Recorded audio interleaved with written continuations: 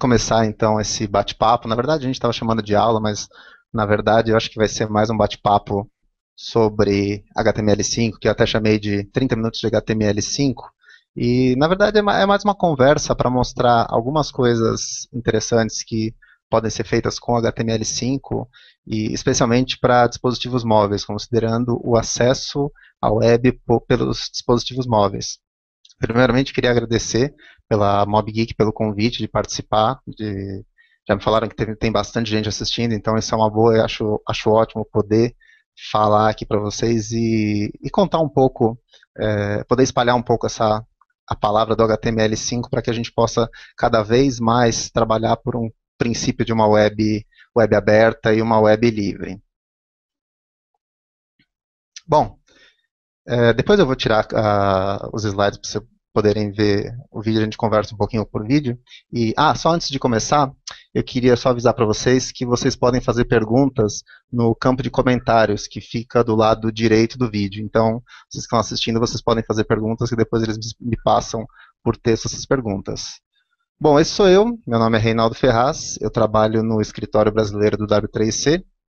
Eu trabalho com desenvolvimento web há aproximadamente 12 anos, ou um pouquinho mais, eu comecei a mexer com web por volta de 1998, quando a gente ainda desenvolvia sites com tabelas, quando nem se pensava em dispositivo móvel, numa época que o KD era o grande buscador que a gente tinha para poder fazer uma pesquisa, que todo o cadastro tinha que ser feito pelo site, você não tinha um robô que fizesse a pesquisa de conteúdo para poder colocar na sua página.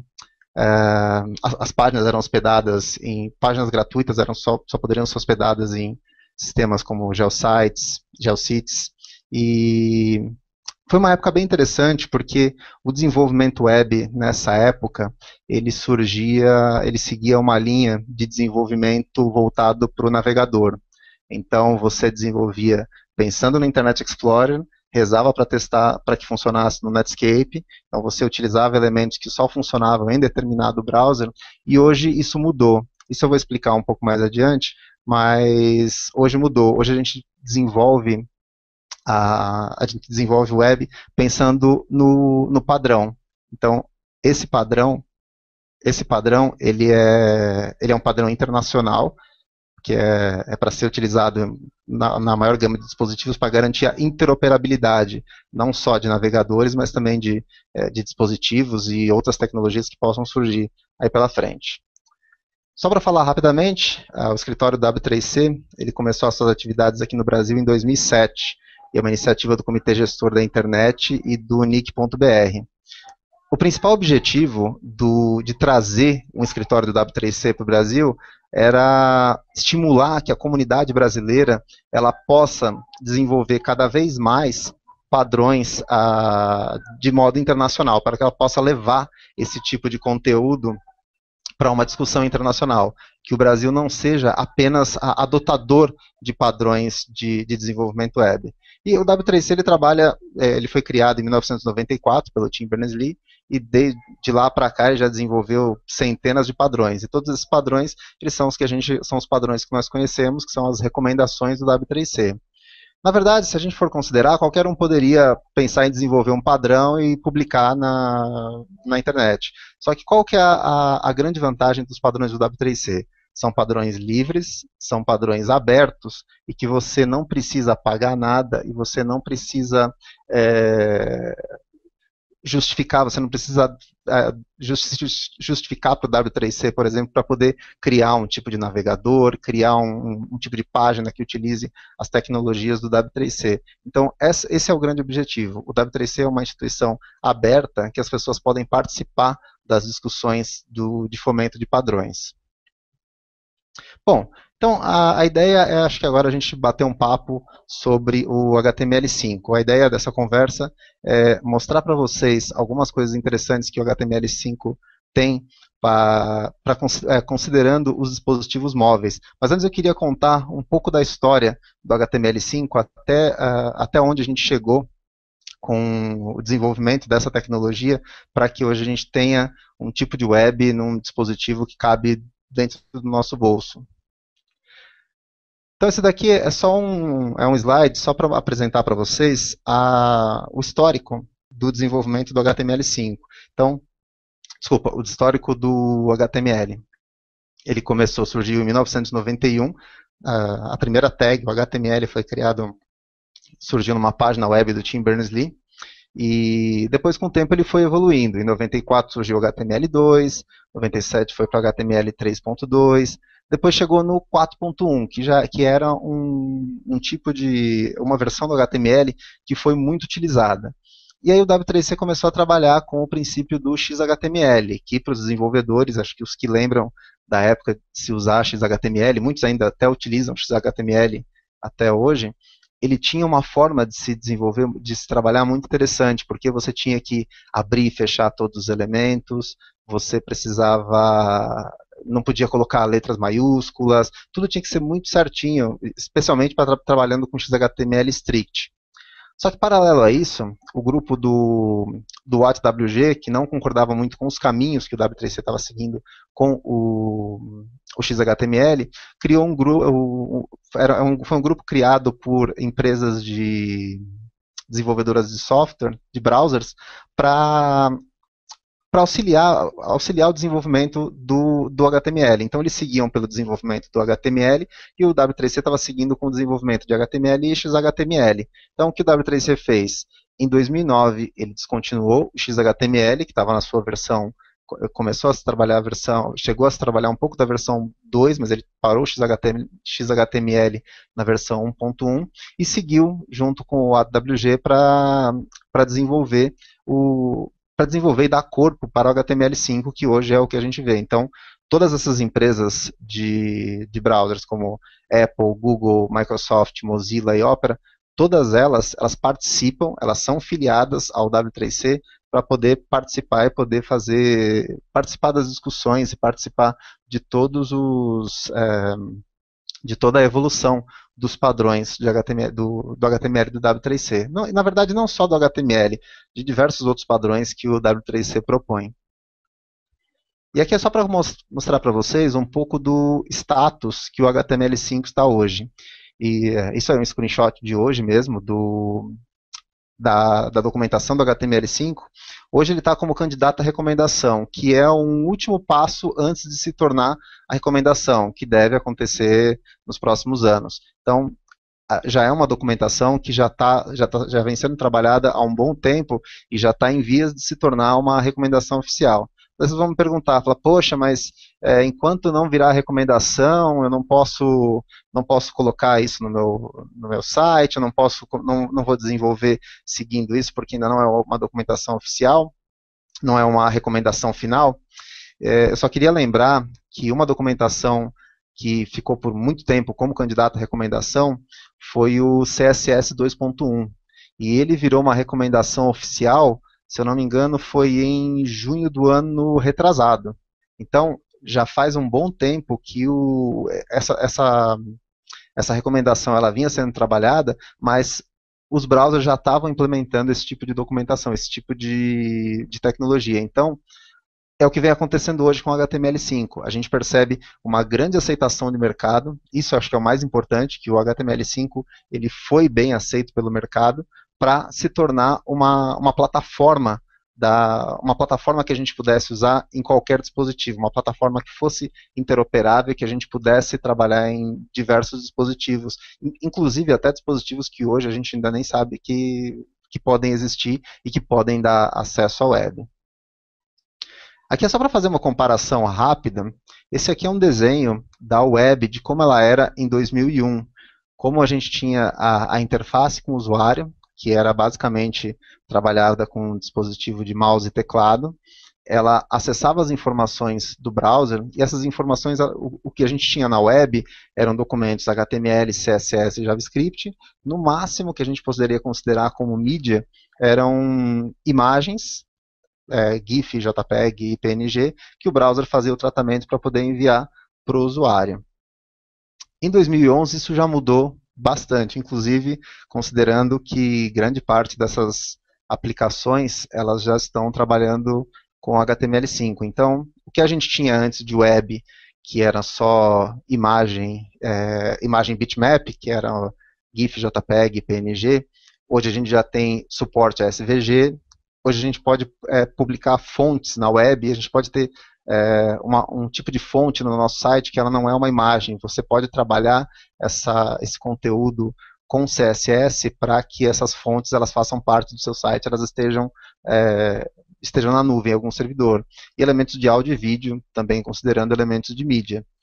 E os documentos também eles mudaram, na verdade não mudaram, eles cresceram. Então, eles tiveram uma evolução, HTML, CSS, JavaScript, mas a gente também tem documentos de MFML, SVG, metadados, isso também é um ponto importante a ser citado, porque a web em 2001, ela era uma web só de hiperlinks. Ela tinha uma relação de dados baseado somente em hiperlinks. Então, o acesso ao conteúdo de páginas era basicamente de uma página para outra através de links. Então, o servidor era um repositório de páginas HTML. Hoje, os servidores eles são repositórios de dados que utilizam as páginas HTML para puxarem esses dados e fazerem a interconexão entre eles. E aí o browser consegue entregar para o usuário um resultado final. E aí tem diversas outras coisas que o browser consegue fazer o trabalho baseado em HTML5, por exemplo, o Web Storage, a gente poder colocar um conteúdo dentro da máquina do seu usuário, para que quando o seu usuário estiver offline, você possa trabalhar na sua aplicação, ele salve esse conteúdo na máquina do usuário, quando o seu usuário fizer o login novamente, ele envia todo esse conteúdo para lá. Então, são diversos os avanços que tiveram nesses 10 anos, considerando 2001 para 2011. E mesmo o acesso do usuário. O que a gente falava antes só de mouse e teclado, hoje a gente tem interface touchscreen, temos acelerador, televisão, GPS, microfone, câmera, a gente consegue acessar interfaces só utilizando movimentação de câmera. Então, existem diversas aplicações que hoje já são possíveis graças à evolução da web, a evolução do HTML5. E aí, acho que entra um ponto para a gente se questionar, mas, então, por que utilizar HTML5? Tá, Reinaldo, você comentou lá no começo que HTML5 é legal, ele é aberto e tudo, mas por que eu devo utilizar o HTML5 no meu desenvolvimento, especialmente considerando o mobile? Então, eu coloquei aqui nesses slides 3 exemplos que talvez possam ilustrar um pouco e até justificar um pouco o porquê a gente pode pensar no desenvolvimento baseado em HTML5. O primeiro deles é o mercado. O mercado ele abraçou o HTML5, o mercado ele trouxe todo esse desenvolvimento da web focado em produtos. Então, todos esses produtos que eu estou mostrando aqui, a grande maioria deles, ele já utiliza HTML5 na entrega que ele faz para o seu usuário. Alguns deles pode ser que até só mudem o doctype, mas isso já é um primeiro passo para poder entregar um conteúdo considerando o futuro que a gente vai ter do desenvolvimento da web.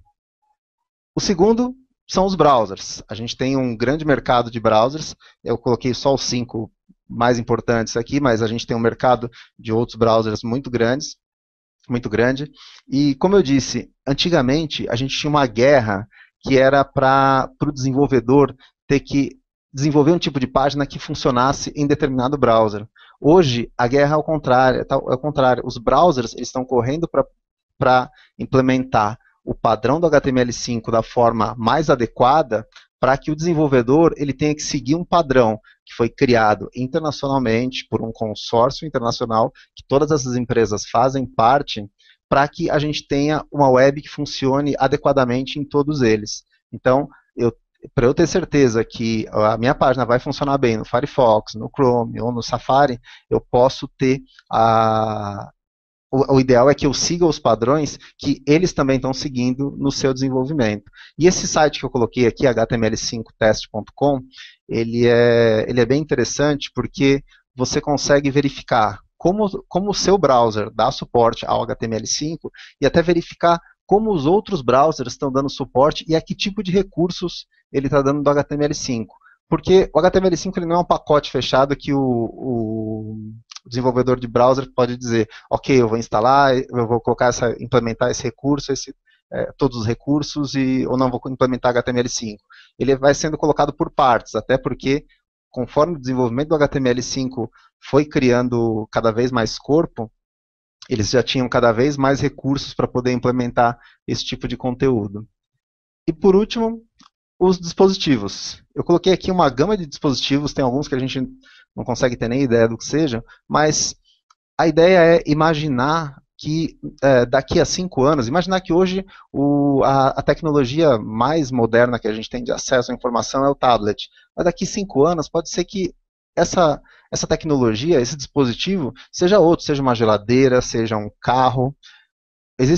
Já existe uma geladeira no mercado que tem um visor na tela, não é aquela geladeira que ela te avisa que o leite está acabando, mas é uma geladeira que tem um dispositivo, um visor na tela que você pode ver a previsão do tempo, você pode anotar receitas em um calendário, você pode sincronizar o seu calendário com o Google Calendar. Então, você considerar a web como uma grande interface.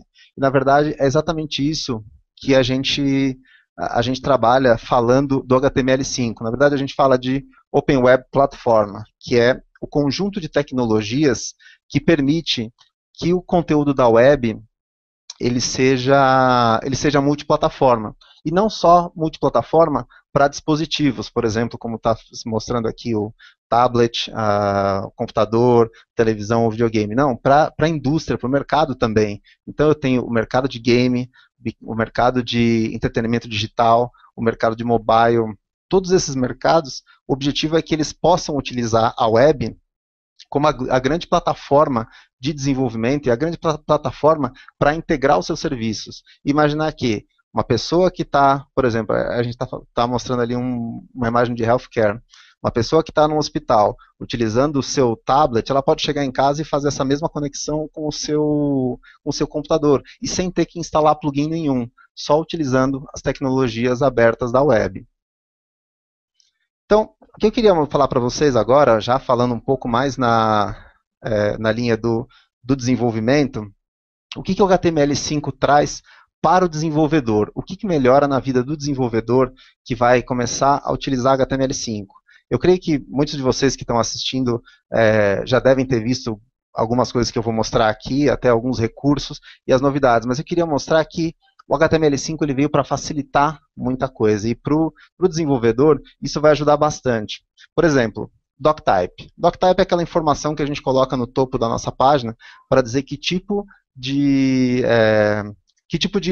conteúdo que eu vou apresentar ali, qual é a versão do HTML, qual é o tipo de HTML que eu estou exibindo por ali. Quem usou o HTML4, o XHTML, com certeza já deve ter lembrado daquele monte de letras, e eu duvido que alguém saiba de cor o doctype do HTML ou do XHTML, strict ou transitional. É impossível alguém saber de cor e decorar isso. Então, o risco que se tem de copiar e colar alguma coisa errada é muito grande. Então, primeira coisa para facilitar, poxa, para que a gente precisa de uma coisa tão grande, sendo que a gente está trabalhando com HTML? Então, o objetivo é que agora a gente comece a trabalhar com, não precisa mais dizer necessariamente HTML5, ou um de HTML6, HTML11. A gente trabalhe pensando em HTML. Por isso o objetivo de transformar o doctype, que é a primeira informação, informação fundamental para o seu browser começar a se preparar para renderizar aquela página, ele seja exibido de forma adequada. Outra coisa que o HTML5 trouxe de bom para o desenvolvedor foi a semântica. Então, quando a gente tinha que desenvolver uma página, você criava um tipo de página com aquele monte de divs, e utilizando IDs, você fazia a relação do que seria cada um deles, divs ou classes.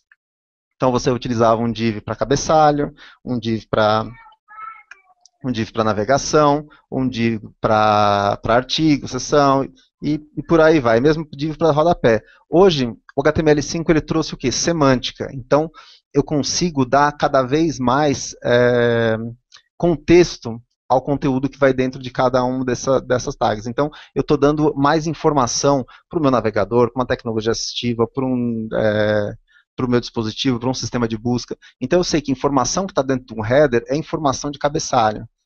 Informação que está dentro do nav é uma informação de navegação. Aside é um conteúdo relacionado. Section é o elemento principal da minha página. Footer é o rodapé, e por aí vai. Eu não preciso que as tecnologias elas fiquem cada vez mais tendo que procurar e tentar identificar o que é o conteúdo inteligente da minha página, sendo que eu posso passar essa informação inteligente para o meu usuário. Formulários, aí acho que entra a parte legal, que está relacionado com o bate-papo de hoje para falar sobre mobile. Os formulários eles tiveram uma evolução muito grande no HTML5, então surgiram diversos campos de formulário, porque antigamente para se fazer um formulário, o que a gente precisava fazer? Campo nome, utilizava input type text. E-mail, input type text. Telefone, input type text. URL, input type text. Hoje em dia, esses campos mudaram.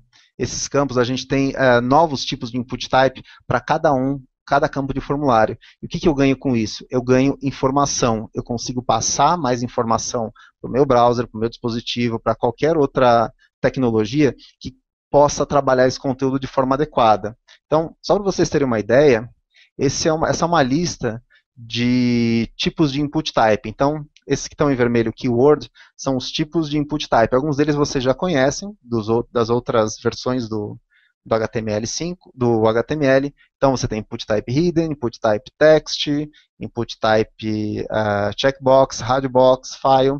Mas olha só os novos input types que surgiram. Search, para um campo de busca, tel, para a utilização de telefone, URL, para a gente relacionar a uma página web que a pessoa precise preencher, e-mail, date, date time, month, week, tudo relacionado com data, tudo isso fazendo uma relação diretamente com períodos que a pessoa precisa preencher dentro de um campo de formulário. Só para vocês também terem uma ideia, esse box que eu coloquei aqui do lado de um calendário, se você for tentar fazer com JavaScript, eu dei uma pesquisada por alto de um script legal para a gente poder fazer esse tipo de calendário, eu preciso de pelo menos 200 linhas de script para poder fazer esse tipo de calendário, desse picker de calendário, que eu tenha que selecionar uma data. Utilizando HTML5, eu só utilizo um atributo, que é o input type date. Eu utilizando esse atributo, eu consigo dizer para o meu navegador que eu estou colocando uma informação de data. E se esse navegador ele dá o suporte adequado a esse tipo de input type, ele vai apresentar esse conteúdo da forma adequada. Só para alertar vocês, eu até mostrei naquele slide anterior vários outros input type, o tipo de input type relacionados com data. Date time, month, week, time. Todos esses, eles ainda estão na documentação, mas eles têm um aviso na documentação que esses tipos de input type, eles correm o risco de ficar fora da especificação final. Então, quando for trabalhar elementos relacionados à data, utilizar sempre o input type date. Então, o que acontece quando eu utilizo o input type date? Eu até coloquei... antes deixa eu explicar uma outra coisinha. Eu coloquei esse exemplo aqui só para mostrar para vocês como funciona, como seriam outros input types relacionados que funcionariam bem num dispositivo móvel. Então, eu estou colocando um input type e-mail, input type URL e o input type tel, só para mostrar para vocês como isso vai funcionar num dispositivo móvel. Eu vou mostrar para vocês isso funcionando num browser e vou mostrar também isso daqui funcionando num dispositivo móvel. Aqui é só para vocês terem uma ideia, mas isso eu vou mostrar para vocês funcionando. Isso daqui é uma imagem de um iPhone, a qualidade está bem ruim dessa imagem, mas ele mostra que quando eu faço a seleção, quando eu entro num campo de formulário, esse campo de formulário está com um campo input type tel, ele mostra no iPhone o teclado numérico. E se eu utilizar o campo e-mail, se eu entrar num campo do input type e-mail, ele me mostra a possibilidade de colocar o arroba, possibilidade de colocar o ponto, tudo isso porque o dispositivo ele já estava dando suporte ao HTML5 e ele já preparou um tipo de tratamento para esse formulário que vai beneficiar o usuário. Então, o usuário de dispositivo móvel que estiver acessando uma página HTML5 e o seu dispositivo ele tiver essa possibilidade, ele vai facilitar muito para você não ter que ficar clicando em botõezinhos específicos para ter que mudar o teclado de numérico para alfanumérico. Eu até trouxe um exemplo aqui, eu deixei esse QR Code, eu até devia até ter avisado vocês antes para vocês poderem até fazer um teste, mas acho que isso daqui vai ficar disponível depois para vocês poderem acessar. Eu queria mostrar esses novos input types funcionando. Eu vou mostrar primeiro ele funcionando no browser e depois eu vou mostrar ele funcionando no telefone celular. Então esse daqui é o exemplo que eu estava mostrando, que eu estava comentando anteriormente desses novos input types. Esse input type color, ele também corre o risco de sair do HTML5 e é uma pena porque ele tem uma função muito interessante, porque quando eu clico nesse input type, eu abro um picker de cor, isso nessa última versão do Chrome que eu estou utilizando. Lembra aquele input type date? Deixa eu aumentar um pouco, que eu acho que vai facilitar um pouco para enxergar. Lembra aquele input type date que eu havia comentado? Eu coloco simplesmente um atributo dentro desse input type e ele me mostra isso daqui. Ele me mostra o picker de data no HTML5. A mesma coisa funciona no datetime local, month, isso considerando também aquilo que eu falei, que esses novos input types, eles correm o risco de ficar fora. E-mail, ele não tem, quando a gente utiliza ele no browser, ele não tem uma diferenciação. A mesma coisa no campo de telefone e mesmo de URL. Agora, eu queria mostrar para vocês isso funcionando num telefone celular, como essa página ela vai ser exibida. Essa mesma página sendo exibida num telefone celular. Então, talvez não vai ser possível enxergar tão bem, mas eu queria só mostrar para vocês. Então, essa daqui é um telefone celular mostrando aquela mesma página. Aqui em cima vocês veem, está um pouco complicado para se ver, mas aqui o input type date. E quando eu clico no input type date, nessa versão do Android, ele já me abre um calendário para que eu possa escolher o tipo de data que eu pretendo colocar. Lembra o caso do telefone, e-mail, URL? Então eu tenho aqui o campo de telefone. Esse aqui é o campo de telefone. Quando eu clico no campo de telefone, ele abre o meu teclado numérico. Se eu selecionar, por exemplo, o campo e-mail, ele volta para o teclado alfanumérico e já com as possibilidades de colocar .com e arroba no meu formulário, para facilitar o meu preenchimento. E o campo color, nesse caso, como ele não dá suporte, ele simplesmente coloca como um campo texto. Então, quando o HTML5 não dá suporte, quando o HTML5 ele não dá quando o browser não dá o suporte ao HTML5, ele transforma ele num campo texto. Então, se você pegar versões mais antigas, por exemplo, de um Internet Explorer, ele vai ter essa mesma situação.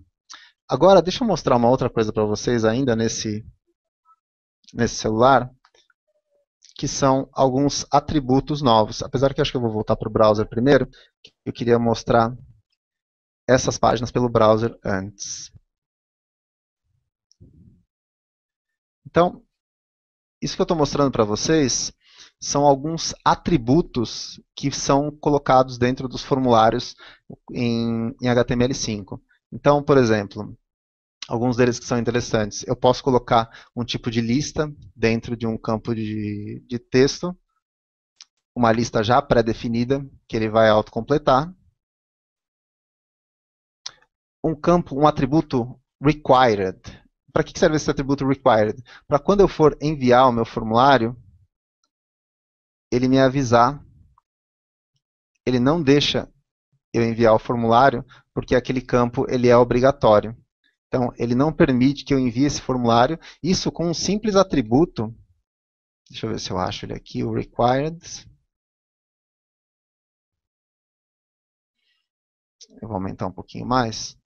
Isso com um simples atributo dentro do meu formulário chamado required.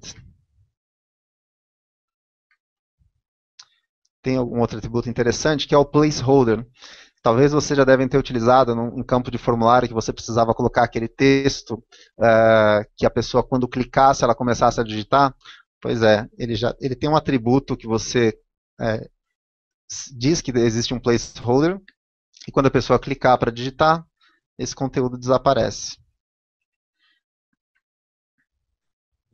E tudo isso funcionando também nos dispositivos móveis. Deixa eu voltar aqui para o telefone celular para mostrar essa outra aplicação. Que ele também, esses atributos, por exemplo, placeholder e required, eles também funcionam. Eu só queria voltar para vocês mostrar, por exemplo, aquele atributo placeholder que eu havia colocado.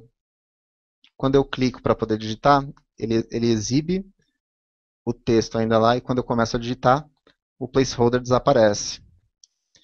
Se eu tentar enviar o formulário sem preencher nada naquele campo required, ele bate naquele campo e ele me diz que esse campo ele ainda é obrigatório. Então, tudo isso que eu estou mostrando, estava mostrando no browser, é possível fazer no dispositivo móvel.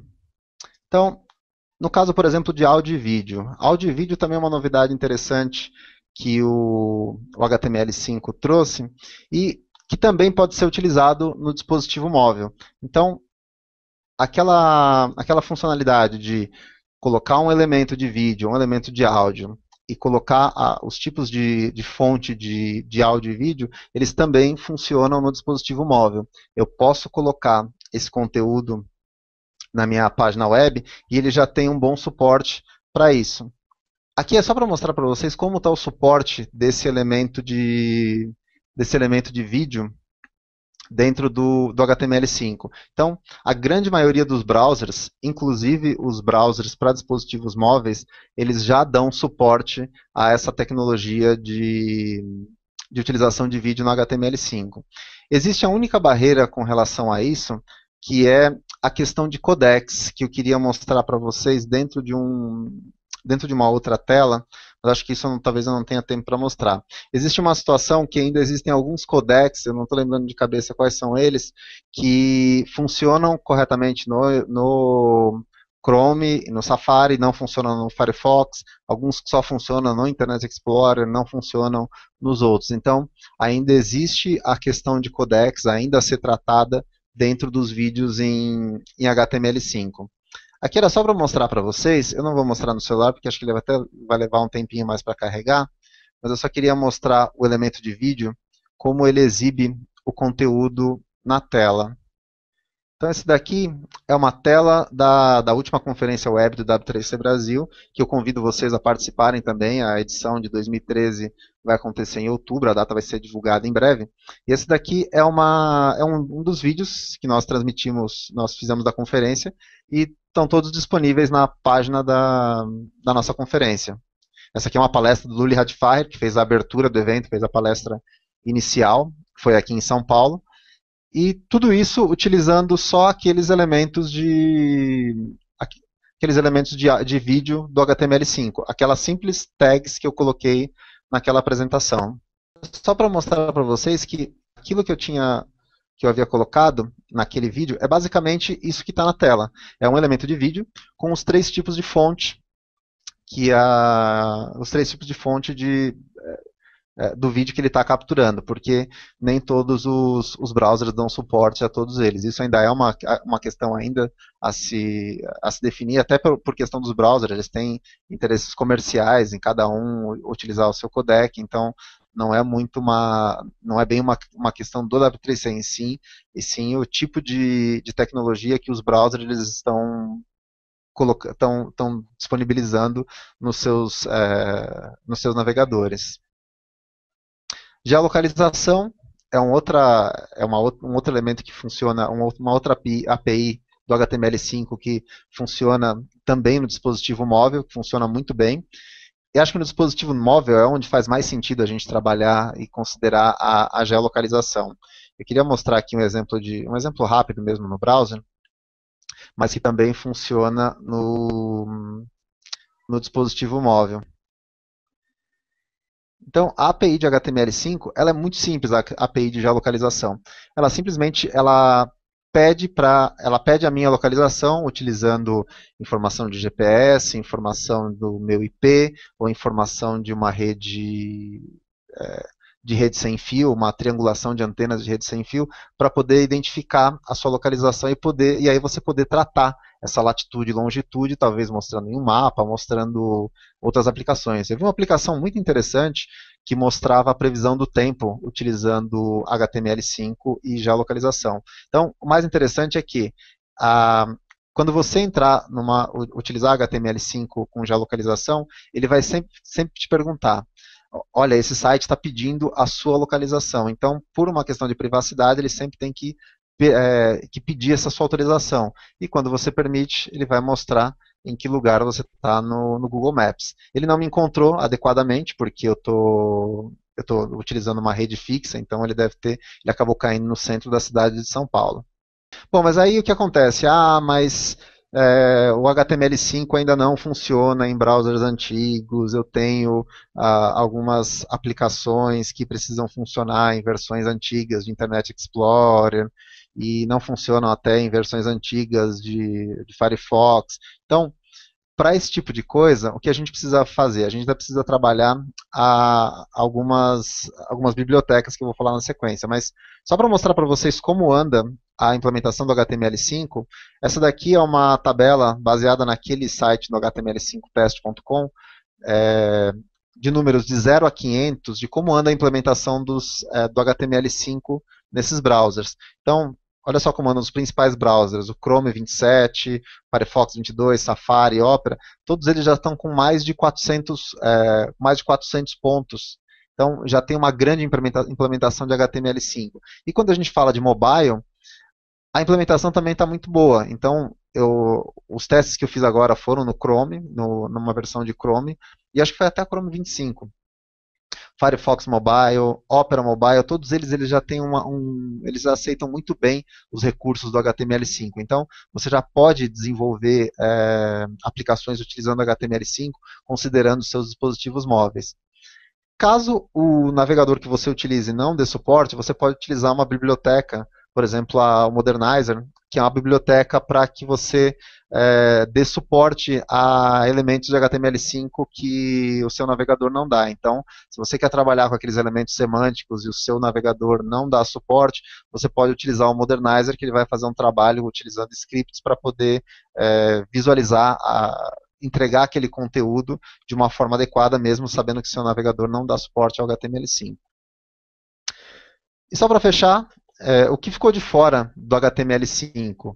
Então, a gente viu que muita coisa nova entrou, mas algumas coisas saíram do HTML5, especialmente o elemento fonte, que já foi tarde, mas muita coisa relacionada à formatação visual. Então, alinhamento, bordas, espaçamento, altura, largura, tipo de margem, tudo isso foi para dentro do CSS. Então, tudo que for formatação visual deve ir para dentro do CSS. O que for estrutura de documento fica dentro do HTML. Então, o HTML5 ele veio para conseguir separar cada vez mais e separar mais ainda esse tipo de estrutura, de apresentação da estrutura do documento. Então, isso vai acho que crescer cada vez mais, o CSS está ganhando cada vez mais força, está ficando cada vez mais poderoso e faz muito mais sentido a gente ter um modelo de apresentação dentro do CSS.